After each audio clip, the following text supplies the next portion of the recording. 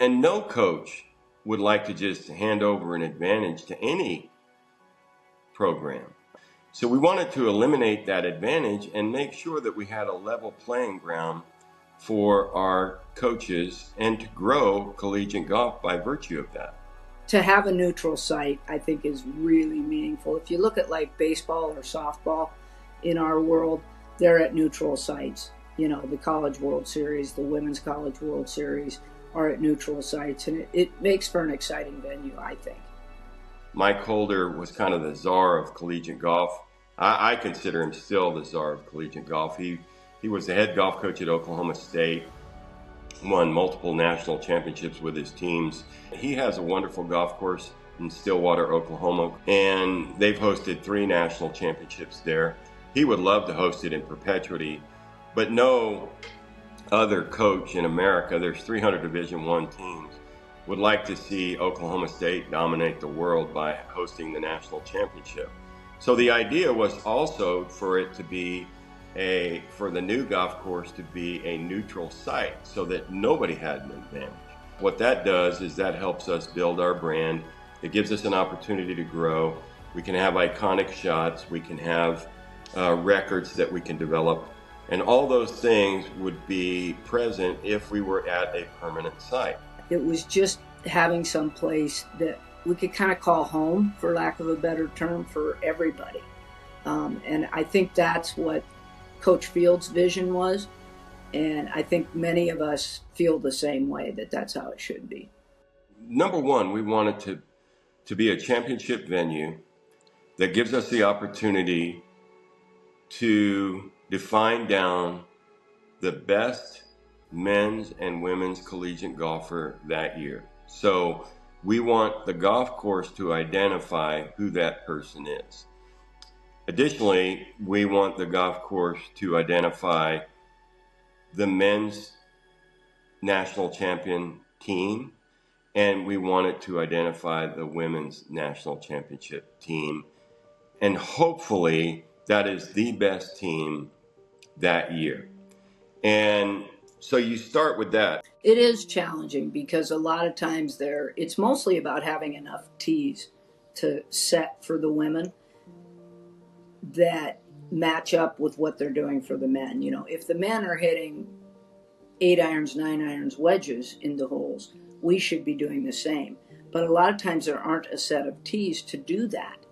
And so you end up with a hybrid or 4 or 5 iron hitting into a green complex that's either small or very firm or both.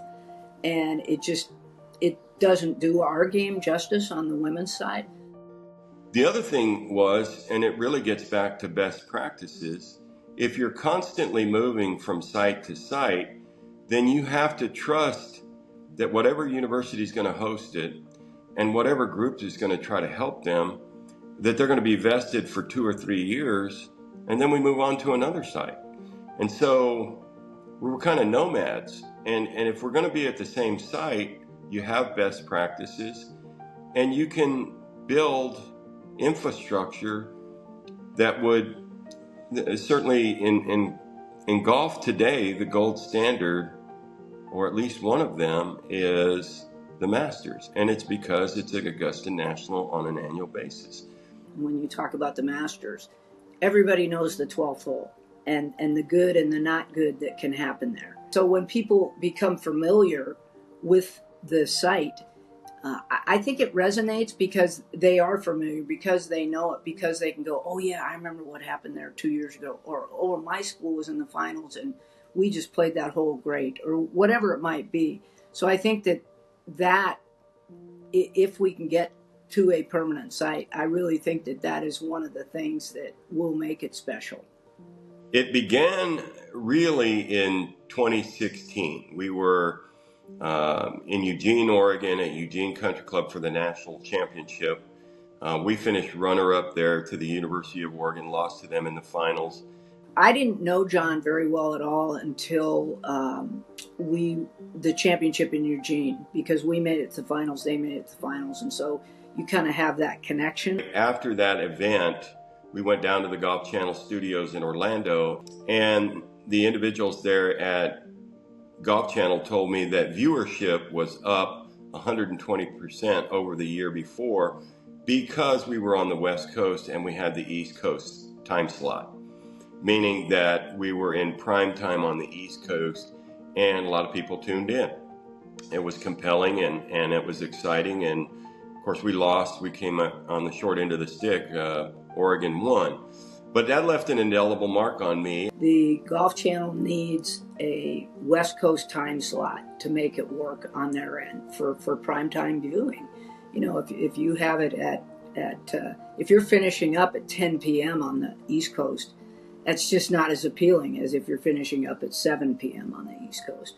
Some people would love to move it around, but the problem with moving it around is you can't grow, because every time you move it, some other city, some other university has to start from scratch, and they may have it for 1, 2, or 3 years, but then it's gone. Every time you change venues, it requires work to introduce people to, okay, over here is this, over there is that. For television, you know, those guys work incredibly hard to put a quality product on air, and the wiring, the amount of cable they have to lay, the setting of stands and broadcast booths and whatnot. And when you go back to a place, you know where all that's going to be. You know where things are going to go. And I think that's probably logistically, I think that's probably the biggest thing.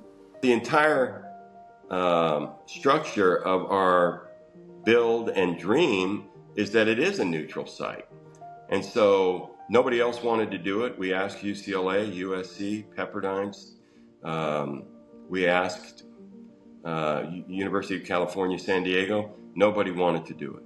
And so my athletic director, Chris Del Conte, decided that if we were going to actually make this happen, we needed to host it. Anybody that knows anything about college golf on either side knows when John Fields says he's going to do something, it's going to get done. There's no talk and no walk. He is all about the walk, and he has walked this through himself from the start. Fast forward to 2018, I was walking with a young man named Jeff Shackelford, who is kind of a golf icon here in the United States. Walking around LA North, or LA Country Club, in the Walker Cup, looking at the golf course that Gil Hanse had just done in prep for last year's United States Open. So I'm walking with Scotty Scheffler and Doug Gim, and I mentioned to Jeff that it would be great to have a national championship in perpetuity on the West Coast, because it would help build collegiate golf. And he said, well, yeah, but where would you do it? And I said, well, one of our alumni donors, philanthropists at the University of Texas, is a gentleman named Bob Rowling, and he owns Omni La Costa. And he said, well, Omni La Costa was really good at one time, but it's dated now. And I said, well, how about if we had Gil Hanse do it? And he thought, well, if you had Gil Hanse do it, and Jeff had helped on the build at LA North with Gil Hanse, he said if we had Gil Hanse do it, then we could have a winner. And so I contacted Bob Rowling and the Omni team and asked if we could come up and present my idea. Coach Fields is great. He's a great friend, and we've been around Texas for a number of generations. Both my parents went to the University of Texas. I went to the University of Texas. My wife went to the University of Texas, and so we've been around the school and around the golf team, and for a number of years, and become great friends with Coach Fields. And I enlisted the help of my athletic director, Chris Del Conte, and Mike Holder. Mike Holder is one of the greatest salesmen on the planet, and I knew if I could get him in that room and then present my idea that he likely could close the deal. Coach Fields and Coach Holder and Chris Del Conte came to the office, and I think in the back of our heads we were probably in pretty much immediately, but we wanted to do a little more research on it, and get Gil involved, have a conversation at least with Gil, get his thoughts on the golf course and what he thought it could be, make sure he thought it could be of the quality that it needed to be. I'm Gil Hanse, Chief Bulldozer Operator for Hanse Golf Course Design.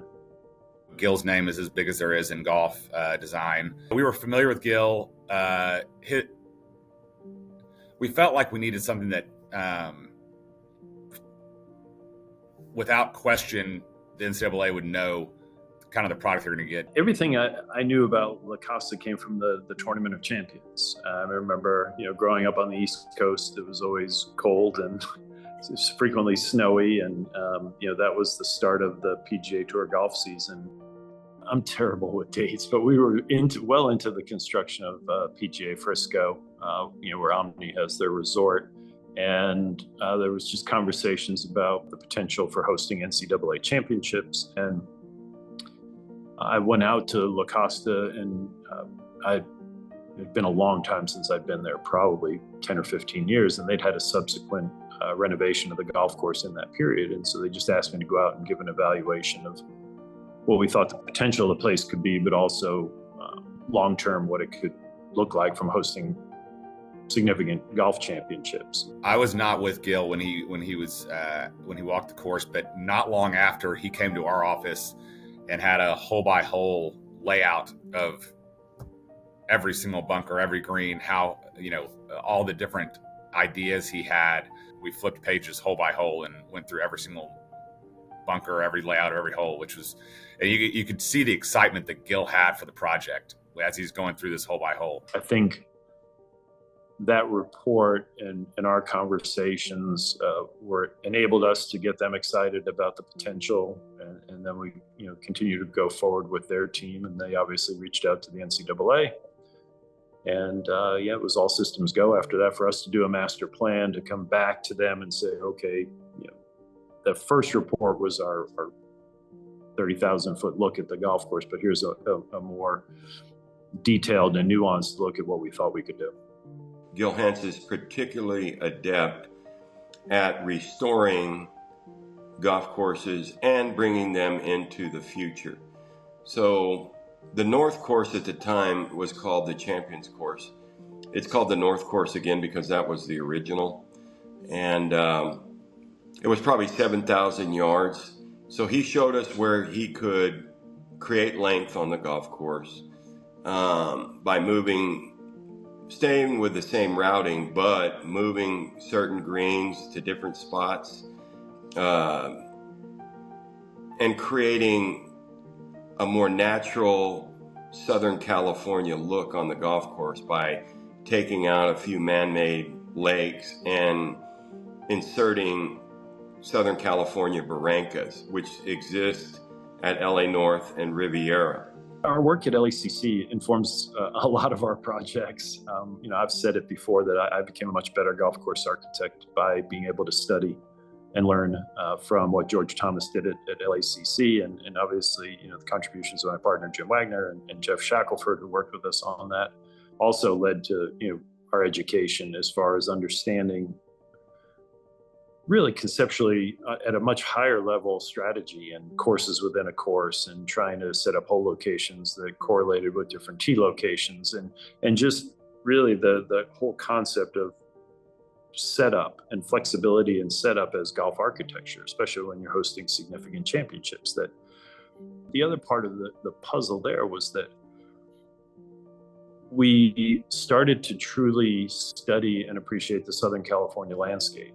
And his use of the native vegetation there, the barrancas, the way they wound their way through LACC, and obviously he did the same thing at Riviera. But the fact of these dry washes and becoming an integral part of the presentation of the golf course, but also the strategy of the golf course. And so I think looking at both the way that he had such a high level appreciation for golf course architecture, and then how he fit it beautifully into the Southern California golf landscape was exactly what we needed and what we decided we wanted to try to do at La Costa. He's kind of one of those artists. I don't know that I would call him Rembrandt, but I would say that he's one of those in our world today. Jim Wagner and I are big fans of match play, and we're delighted that the NCAA Championships has that component in it as well once the teams advance. And so what we like to think, and what we're hopeful, is that the golf course will ask some compelling questions. And one of the great things about match play is that depending on where you stand in the match, your answers might be completely different to what those questions are. Gil did the Olympic course down in Brazil, and they knew they were going to hold the Olympics there prior to seeing a golf course. And Gil has that reputation where you're going to get something of extremely high quality that you can host a major event on. We had a really interesting experience working with Amy Alcott on the Olympic course, really discussing and talking about shot values and the type of shot required. A lot of people think it's just setting the tees up, right? Getting them to a place where everybody's landing in the same area. But if you get everybody to the same area, they're not hitting the same clubs. They may be hitting a 9-iron, the women may be hitting a 7-iron. And so really trying to get the landing areas in places where whether you're male or female, you're hitting a similar club into the green. And then that allowed us to, from a design perspective, to design greens that were receptive to that type of shot. And I think at the end of the day, the basic concepts of the Rio golf course were focused on hole locations being accessible from proper angles off of the tee. And I think that's the same thing we've been able to do at La Costa, is try to set it up where the golf course will play wide, but to score and to play well there, whether you're male or female, you're going to have to come from the proper angle. In November of 2019, I remember I was in the golf shop and I remember seeing it come up on Golf Channel. We have breaking news to share this morning as the NCAA Division I men's and women's golf committees have selected Omni La Costa Resort and Spa as the host site for the 2024, 2025, and 2026 Division I men's and women's golf championships. Contingent upon a renovation of our North course, and there were a lot of people ask, how is University of Texas hosting the NCAA championships in Southern California, which is a great question. But when I knew that we were going to host this, and it had been announced that Omni La Costa and the University of Texas were going to host the 24, 25, and 26 national championship, because obviously it's a head scratcher. And so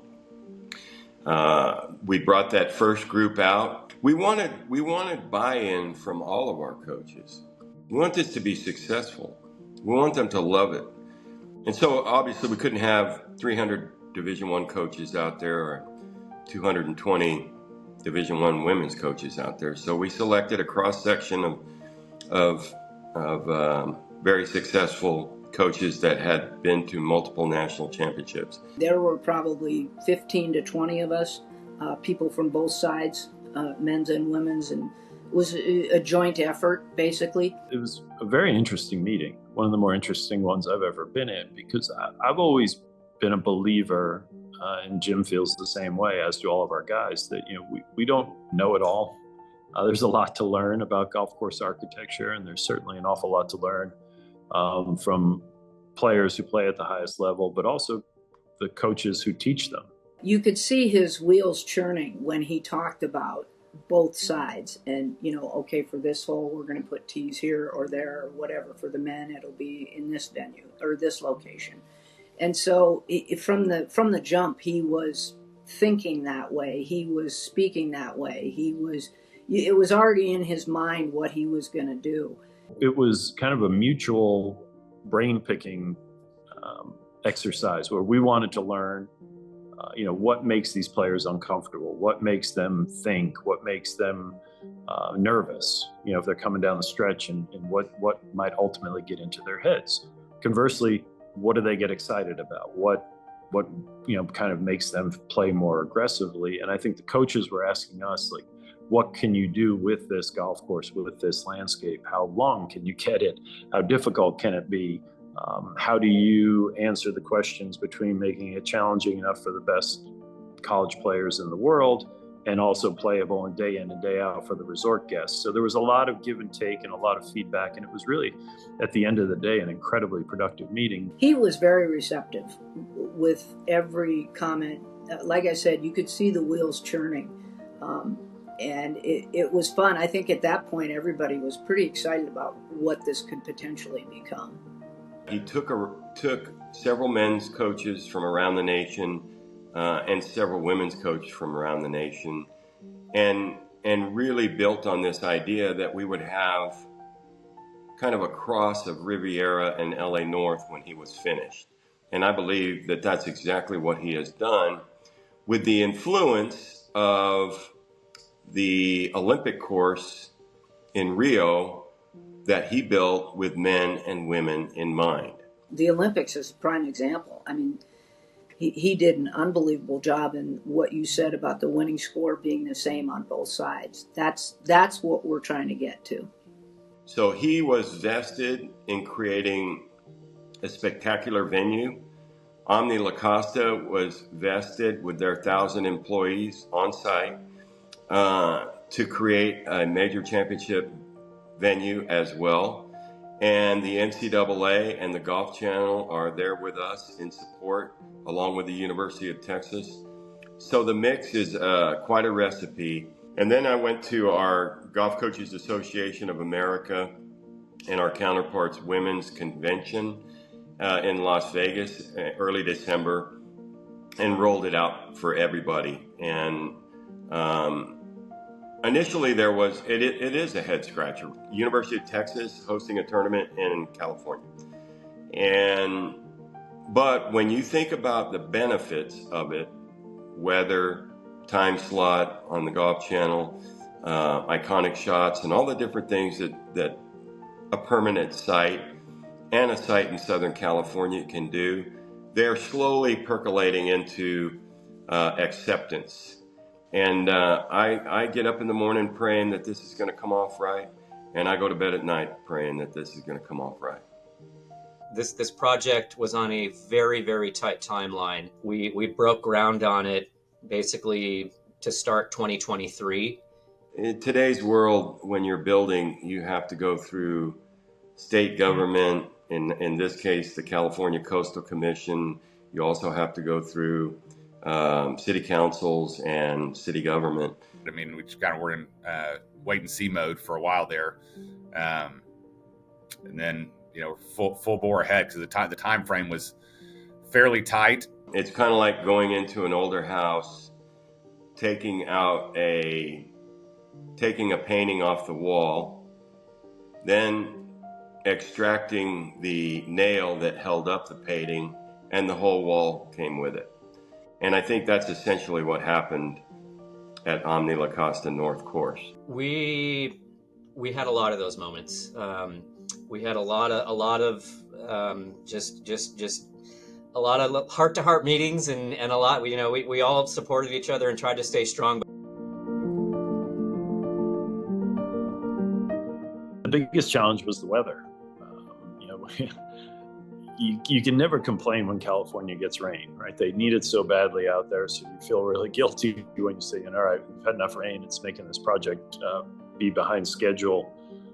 So I think that there were a lot of issues. It was one of the rainiest winters that we were building the golf course in, and we had very tight grassing windows in order to get the golf course ready for this year's championship.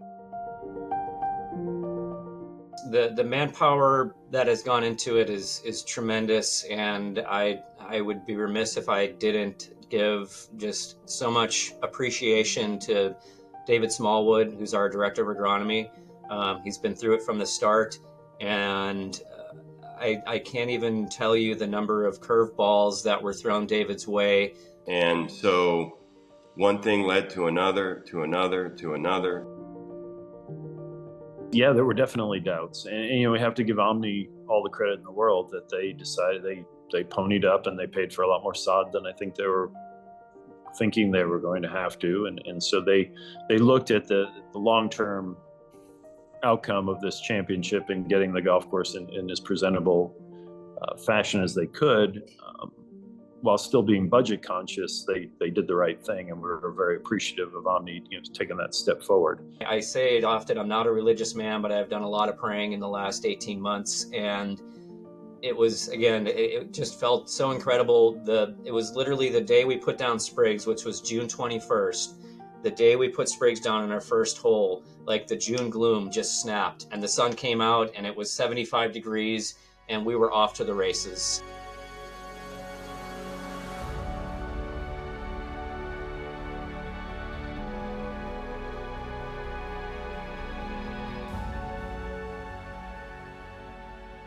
So you get into these projects, and sometimes when you have this tight time frame, the main, you've got a great contractor out there, you've got a great team from Omni, everybody's pulling in the same direction. Our shapers, Neil Cameron, who led the project for us, did an amazing job. But you get to a place where you can only do so much when the weather's not cooperating. So yeah, there was definitely some angst. I really take my hat off to David and Jeff Wilson, our superintendent on that golf course, for the amount of hours they've worked, the blood, sweat, and tears that they put into it has been nothing short of incredible. And we kind of joke about it now that it's almost over, but when we say if it doesn't kill you, it only makes you stronger, we're all still here. And I think, I'm so excited for them to get the appreciation that they deserve, especially when that golf course is shown on Golf Channel on live TV and all the people are watching it. And when you see what went on behind the scenes in a very short timeline to get it from dirt to what it is now, it's not a miracle, but it's pretty close to it. Now you've got a place where you can come on an annual basis, count on the weather, count on the golf course, and count on a great viewership that's going to grow and possibly grow our fan base. My vision is someday 10,000 people are watching collegiate golf at Omni La Costa, and that moms and dads and parents from all over the world will come to watch this golf tournament and then come to Omni La Costa from time to time and play this great golf course. There's been a lot of great college golf championships, but we want to change kind of how special the event is. And I think if we do that long term, it can build momentum, and we hopefully can end up with 10,000 people at Omni La Costa, filling up the golf course because it's that good of an event. The excitement it is tangible. I mean, you can feel it. It's the property itself is going through a transformation. There's a lot of really exciting things happening at La Costa right now, and it's all building up for the NCAA championships. They have invested heavily, not only in the golf course, but in the resort itself. And I think these players, when they get there, it's going to feel like a tour event. It's a world-class facility from the minute you step on property. We call Coach Fields our chief dreamer. And I think we owe a lot to Coach for seeing this all the way through. I remember when he said we'll host, and I remember thinking, what? But that's how committed he is to making sure that this works. And Texas has stepped up big time, and John has he has not flinched at any part of this or any issue or any little piece that might come up. He is incredibly committed to this. And I'm not going to say it'll be his legacy, but because he's done so much in the game. But I think his passion and his vision, his ability to have this vision of what our championship could be and should be, I think is what drives him. It's Coach Fields' dream, and we're all helpful spectators, working with him on this. And I think his vision is for what college golf is and can be is exceptional. To be perfectly honest, I think Coach Fields' vision for it, we talked a lot about Omaha being, the home of the College World Series in baseball, and just every year the excitement that builds up around that event. We talked a lot about being able to compare, the best college golfers, this year, hopefully, to the ones 10, 15, 20 years from now. But also, I think from the perspective of the game of college golf, I think it'll be a really exciting venue. The weather, in theory, should cooperate. It should be, prime time on the East Coast. There's a ton of positives behind pushing this.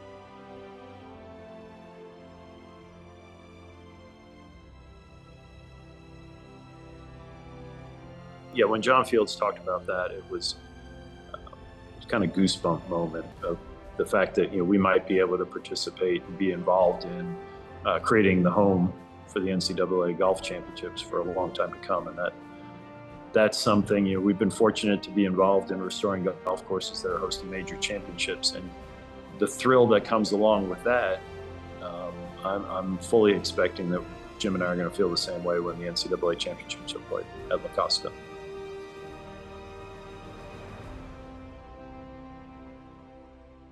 One of the things that we're trying to do with the national championship, not only to identify this great player, both men and women, and this great team, both men and women, but we want our fans to enjoy it, and we want our fan base to grow.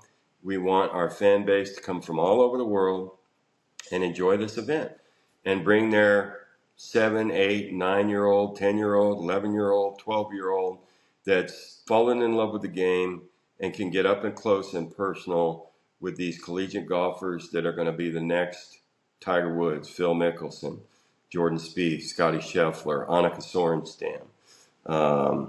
What a great way to bring that to the world.